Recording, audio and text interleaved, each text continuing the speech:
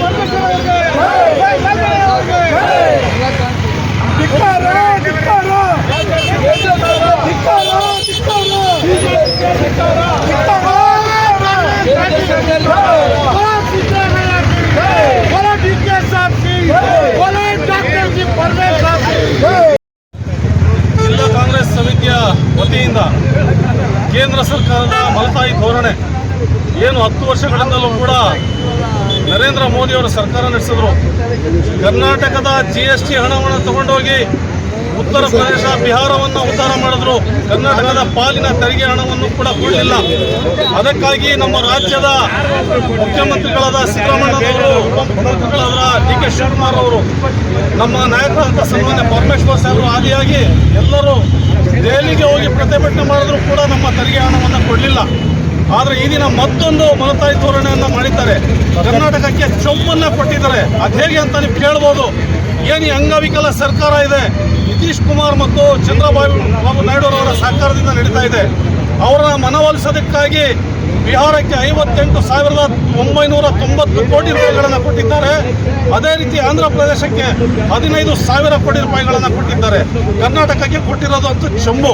ಕರ್ನಾಟಕದ ತೆರಿಗೆ ಹಣ ಬೇರೆ ರಾಜ್ಯಗಳ ಉದ್ಧಾರಕ್ಕಾಗಿ ಬಳಸ್ಕೋಬಹುದು, ಆದರೆ ಕರ್ನಾಟಕದ ಉದ್ಧಾರಕ್ಕಾಗಿ ಬಜೆಟಲ್ಲಿ ಯಾವುದೇ ರೀತಿಯ ಯೋಜನೆಗಳನ್ನು ಕೂಡ ಕೊಟ್ಟಿಲ್ಲ. MSPನೂ ಕೊಟ್ಟಿಲ್ಲ. ಯಾವ ರೈತರ ಪರವಾಗಿ ನಾವು ಕೆಲಸ ಮಾಡ್ತೀವಿ ಅಂತ ಅವರು ಪ್ರಮಾಣ ಮಾಡಿದ್ರು, ಆ ರೈತರಿಗೆ ಬೆಂಬಲ ಬೆಲೆಯನ್ನು ಕೂಡ ಕೊಡುವಂಥ ಯೋಜನೆಯನ್ನು ಕೂಡ ಮಾಡಲಿಲ್ಲ. ಈ ಸರ್ಕಾರದಲ್ಲಿ ಯಾವುದೇ ರೀತಿಯ ಯೋಜನೆಗಳು ನಡೆಯೋದಿಲ್ಲ. ಬರೀ ದಲಿತರು, ಅಲ್ಪಸಂಖ್ಯಾತರು, ವಿದ್ಯಾರ್ಥಿಗಳು, ಶಿಕ್ಷಣ, ಆರೋಗ್ಯ ಯಾವುದೇ ಕ್ಷೇತ್ರಕ್ಕೂ ಕೂಡ ಅಂತ ಹೇಳ್ಕೊಳ್ಳುವಂಥ ಯಾವುದೇ ಯೋಜನೆಗಳನ್ನು ಕೂಡ ಕೊಟ್ಟಿಲ್ಲ. ಅದಕ್ಕಾಗಿ ಈ ದಿನ ನಾವು ಜಿಲ್ಲಾ ಕಾಂಗ್ರೆಸ್ ಸಮಿತಿಯ ವತಿಯಿಂದ ನಾವು ಈ ದಿನ ಒತ್ತಾಯ ಮಾಡ್ತೇವೆ. ಕರ್ನಾಟಕಕ್ಕೆ ಆಗ್ತಿರುವ ಅನ್ಯಾಯವನ್ನು ಸರಿಪಡಿಸ್ತಾ ಹೋದರೆ ಮುಂದಿನ ದಿನಗಳಲ್ಲಿ ನಾವು ಇನ್ನೂ ಹೆಚ್ಚಿನ ಪ್ರತಿಭಟನೆ ಮಾಡಬೇಕಂತ ಈ ಮೂಲಕ ಹೇಳಕ್ ಬಯಸ್ತೇನೆ.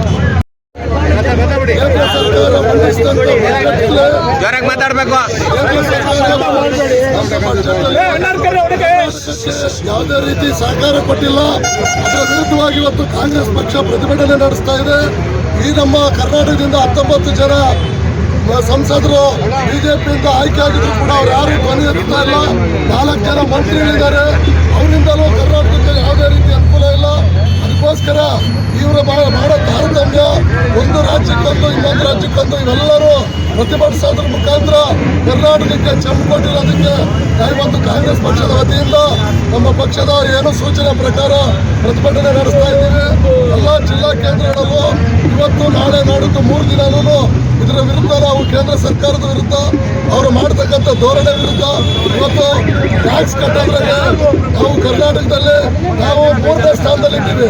ಅಷ್ಟೊಂದು ನಾವು ಟ್ಯಾಕ್ಸ್ ಕಟ್ಟಿದ್ರು ಕೂಡ ಇವತ್ತು ಕರ್ನಾಟಕದ ಅವರು ನಮ್ಮನ್ನ ಇಲ್ಲಿ ಕಾಂಗ್ರೆಸ್ ಸರ್ಕಾರ ಐತೆ ಅನ್ನೋ ಒಂದೇ ಒಂದು ಕಾರಣದಿಂದ ತಾರತಮ್ಯ ಮಾಡ್ತಾ ಇದ್ದಾರೆ.